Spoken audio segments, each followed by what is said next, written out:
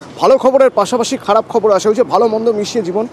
খবর আসছে ওপার থেকে, সীমান্তের ওপার থেকে যে খবর আসছে তা মোটেও ভালো খবর নয়, খারাপ খবর। আরও একবার সংখ্যালঘুদের উপর অত্যাচারের খবর আসছে বরিশাল থেকে। ঠিক কী খবর পাচ্ছি আমরা জানবো। আমাদের সঙ্গে মৈত্রী রয়েছে সরাসরি। মৈত্রী, বরিশাল থেকে যে খবর আসছে তা মোটেও ভালো খবর নয় এবং নিঃসন্দেহে বিদেশ মন্ত্রক এ নিয়ে ভাবনা চিন্তা করবেন, হয়তো এই নিয়ে এবার কড়া পদক্ষেপের কথা বলা হবে।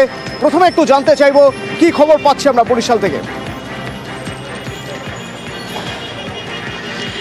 দেখো, অত্যন্ত ভয়াবহ এই ঘটনা এবং এই ঘটনা কিন্তু এর মধ্যে নয়, অর্থাৎ 5ই অগস্ট এই ভদ্রলোক বিনয় চন্দ্র, যিনি বরিশালের বাসিন্দা, এবং সেই বিনয় চন্দ্র তিনি আক্রান্ত হয়েছিলেন এবং সেই আক্রান্ত হওয়ার এত মাস বাদে তিনি সাহস জুগিয়েছিলেন পুলিশের কাছে অভিযোগ দায়ের করার একেবারে কট্টরপন্থীদের বিরুদ্ধে। এবং তিনি গত 28শে ডিসেম্বর তিনি একটি অভিযোগ জমা করেন এবং সেই অভিযোগ তাকে প্রত্যাহার করতে চাপ দিতে থাকে কট্টরপন্থীরা। এবং তিনি যখন সেই অভিযোগ প্রত্যাহার করতে অস্বীকার করেন তখন তাকে ধারালো অস্ত্র দিয়ে কোপানো হয় এবং এই মুহূর্তে তিনি হাসপাতালে চিকিৎসাধীন রয়েছেন। ফলে এখানে যে প্রশ্নটা উঠছে যে বারবার করে সংখ্যালঘুদের বিষয়ে বলা হচ্ছে যে তাদেরকে যথেষ্ট নিরাপত্তা দেওয়া হচ্ছে, কিন্তু একজন সংখ্যালঘু, আমরা কিছুদিন আগে সংখ্যালঘুদের একটি সংগঠন, বাংলাদেশি সংখ্যালঘুদের সংগঠন, যারা ভারতে এসে যারা ইউএন স্যাংশনের কথাও যারা উল্লেখ করছিলেন, তারা বলছিলেন যে এই পরিস্থিতি রয়েছে, যারা সংখ্যালঘুরা আক্রান্ত হচ্ছেন এবং আক্রান্ত হওয়ার পর তারা কোনো বিচার চাওয়ার জন্য যখন পুলিশের দ্বারস্থ হচ্ছেন তখন তাদের উপর আবার হামলা হচ্ছে, যে ঘটনা এই বিনয় চন্দ্রের সঙ্গে ঘটেছে। ফলে এই ঘটনাগুলো কোথাও একটা সংখ্যালঘুদেরকে আরো বেশি প্রেসিডেন্ট সৃষ্টি করে দেওয়ার জন্য যে অত্যাচার হচ্ছে সেই অত্যাচারের বিচার চাইতেও যাতে তারা একেবারে পুলিশের দ্বারস্থ না হতে পারে। ফলে সরকারের ভূমিকা এখানে অবশ্যই, মানে নিঃসন্দেহে সরকারের ভূমিকা, বাংলাদেশে তদারকি সরকার। আমার ধারণা নয়াদিল্লি এ নিয়ে ভাবনা চিন্তা করছে, তার কারণ ঢাকা যতই বলুক না কেন যে সংখ্যালঘুরা সুরক্ষিত, কিন্তু তা যে আদপেও নয়। যাবতীয় সংবাদ মাধ্যম সরকারের হয়ে কথা বলার পরেও বেশ কিছু খবর আসছে যা অস্বস্তিকর, তা মানতেই হবে যে সরকার যথাযথ পদক্ষেপ করছে না। মোহাম্মদ ইউনূসের তদারকি সরকার যথাযথ পদক্ষেপ করছে না।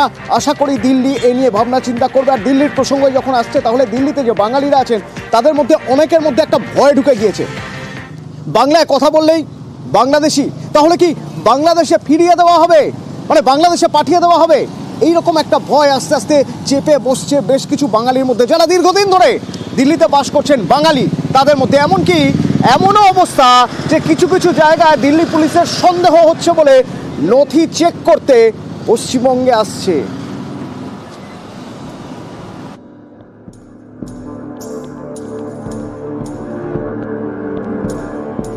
নয়াদিল্লির বসন্তকুঞ্জ লাগোয়া এলাকা, নাম বাঙালি বস্তি। মূলত বাংলাভাষী পরিযায়ী শ্রমিকরা থাকেন। তাদের অনেকেই এখন আতঙ্কে, কারণ এই সব এলাকায় তল্লাশি চালাচ্ছে পুলিশ, ধরপাকড় চলছে। অভিযোগ, বাংলায় কথা বললেই নাকি বাংলাদেশি বলে দাগিয়ে দেওয়া হচ্ছে। প্রথম কথা হচ্ছে যে বাবা মার কাগজ দাও, প্রধানের কাগজ দাও, তোমরা এখানে না বাংলাদেশের। তো আমাদেরও তো ভয় আছে যে আমরা এখন খাবো না, রান্না করবো না, এদের পিছে কাগজপত্র নিয়ে ঘুরতে থাকবো। অগস্ট থেকে উত্তাল বাংলাদেশ, তারপর থেকে অনুপ্রবেশ বেড়েছে। অনেকেই সীমান্ত পেরিয়ে এপারে চলে এসেছেন। এই পরিস্থিতিতে গত 10ই ডিসেম্বর দিল্লি পুলিশকে চিঠি দেন উপরাজ্যপাল।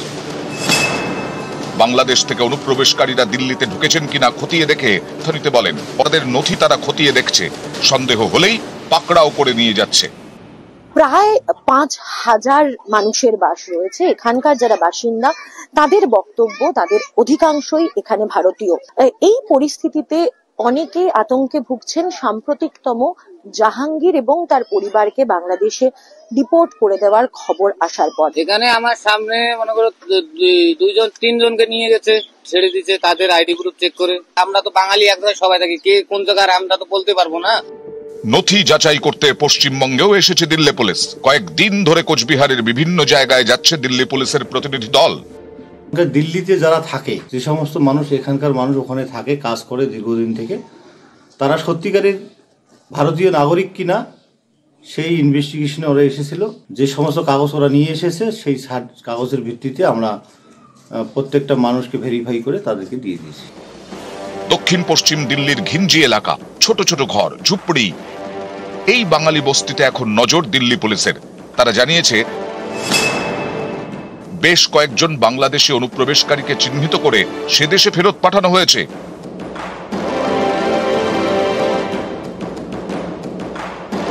তাদের বক্তব্য খুব স্পষ্ট, যদি এখানে কেউ রোহিঙ্গা বা বাংলাদেশি থাকে তাহলে তাদেরকে ডিপোর্টেশনের ব্যবস্থা করুক সরকার, তাতে তাদের আপত্তি নেই। কিন্তু যারা ভারতীয়, যাদের থেকে এই সরকার ভোট নেয়, তাদেরকে এই হয়রানি করা কেন? যারা বেআইনিভাবে বাংলাদেশ থেকে এদেশে ঢুকেছেন তাদের চিহ্নিত করে ব্যবস্থা নিক পুলিশ, কিন্তু বাংলা বললেই যেন বাংলাদেশি হিসেবে দাগিয়ে দেওয়া না হয়, এটাই আর্জি দিল্লির বাঙালি বস্তির। নিউজ 18 বাংলা। বিশ্বের দরবারে মুখ পুড়ছে বাংলাদেশে, তার কারণ সব তথ্য চেপে রাখা যাচ্ছে না। তথ্য বেরিয়ে পড়ছে, যেভাবে সংখ্যালঘুদের উপর সেখানে অত্যাচার হচ্ছে। ঘরের মধ্যেও চাপে পড়ছে তদারকি সরকার। কিরকম চাপে? ছাত্রদের চাপ। সেই ছাত্রদের চাপে এবার সুর নরম তদারকি সরকারের। তারা দাবি করছেন যে জুলাই বিপ্লবের ঘোষণাপত্র তারাই প্রকাশ করবে।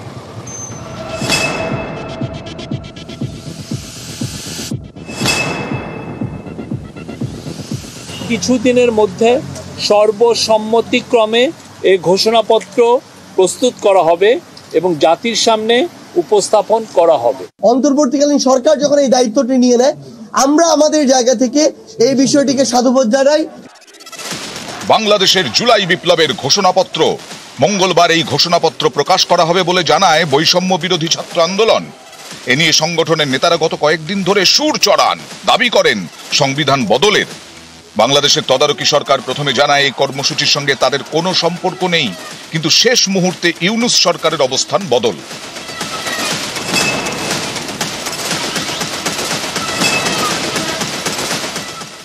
অন্তর্বর্তীকালীন সরকারের পক্ষ থেকে জাতীয় ঐক্যমতের ভিত্তিতে জুলাই গণ অভ্যুত্থানের একটি ঘোষণাপত্র তৈরির উদ্যোগ গ্রহণ করা হয়েছে। ফ্যাসিবাদ বিরোধী চেতনা ও রাষ্ট্র সংস্কারের আকাঙ্ক্ষাকে সুসংহত রাখার জন্য এই ঘোষণাপত্রটি গৃহীত হবে। কিছুদিনের মধ্যে সর্বসম্মতিক্রমে এই ঘোষণাপত্র প্রস্তুত করা হবে এবং জাতির সামনে উপস্থাপন করা হবে।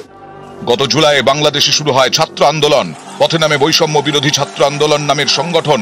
আন্দোলনের তীব্রতায় শেষমেশ বাংলাদেশে পালাবদল হয়। দেশ ছাড়েন শেখ হাসিনা। অগাস্ট থেকে পদ না পারে তদারকি সরকার। গত কয়েক মাসে বিভিন্ন সময় আন্দোলনকারীদের সঙ্গে বাংলাদেশের তদারকি সরকারের মতানৈক্য দেখা দিয়েছে।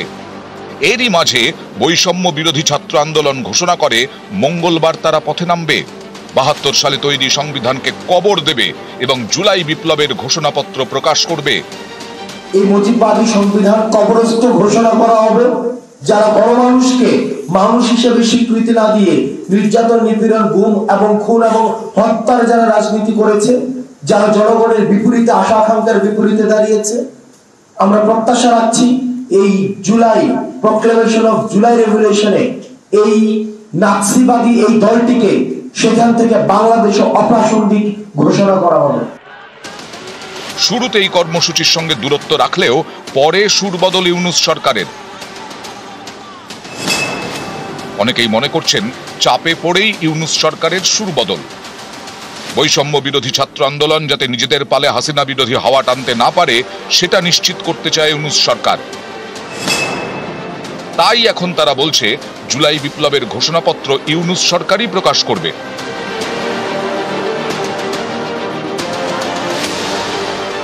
বাংলাদেশে পালাবদলের পেছনে বড় ভূমিকা নেয় ছাত্র আন্দোলন। হাসিনা বিরোধী একাধিক সংগঠনও তাদের সমর্থন করে, বিএনপিও পাশে দাঁড়ায়। এখন এই সব শিবিরের মধ্যে দ্বন্দ্ব। যেমন বিএনপি চায় না সংবিধান বদল হোক,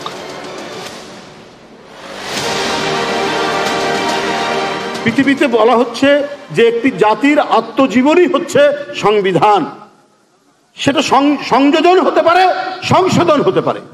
এইটা হঠাৎ সব বাতিল করে দিলে পরে তো মুক্তিযুদ্ধকে অস্বীকার করা হয়, স্বাধীনতাকে অস্বীকার করা হয়। নিউজ 18 বাংলা।